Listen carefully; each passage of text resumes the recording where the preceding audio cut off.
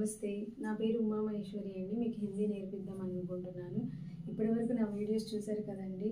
నాకు ఇప్పటివరకు లైక్ చేసి షేర్ చేసినందుకు మీ అందరికీ థ్యాంక్ యూ అండి. ఈరోజు కొన్ని వర్డ్స్ నేర్చుకుందామా?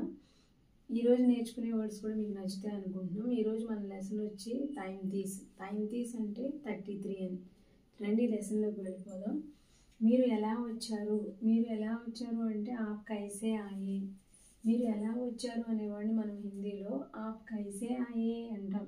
ఆప్ బస్ సే ఆయే, ఆప్ కార్ సే ఆయే, ఆప్ బైక్ సే ఆయే అంటూ ఉంటాం చూసారండి. అలాంటప్పుడు మేము ఏం చేసాము అని అన్నారనుకోండి హిందీలో హమ్ క్యా కియే, హమ్ కుచ్ భీ గలత్ నహీ కియా నా అంటూ ఉంటాం చూసారండి. అలాంటప్పుడు హమ్ క్యా కియే అంటాం.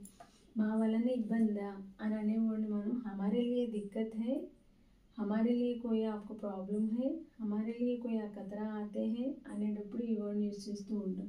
మీరే చెప్పండి, आपने बोलिए अभी क्या करना है అన్నప్పుడు ఈ సెంటెన్స్ మనం యూజ్ చేస్తాం.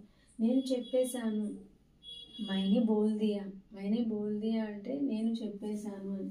లోపల ఎవరు ఉన్నారు, అందర్ కౌన్ హై అంటే లోపల ఎవరు ఉన్నారు.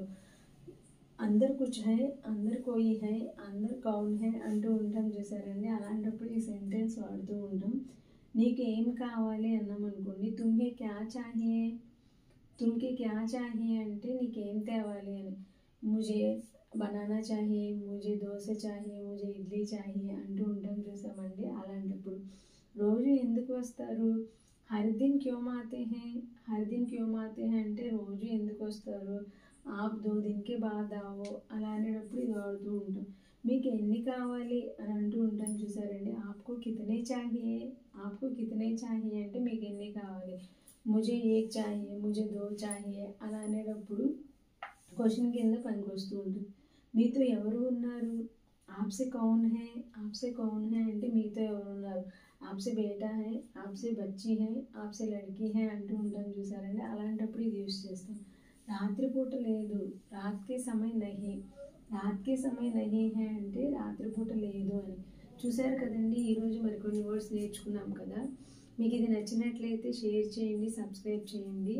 మీరు నేర్చుకుంటారని అనుకుంటున్నానండి. నేర్చుకోండి. మరిన్ని వాక్యాలతో మళ్ళీ మీ ముందుకు వస్తానండి. మీ ఉమా మహేశ్వరి. మీకు నచ్చితే కనుక లైక్ చేయండి. ధన్యవాదాలు.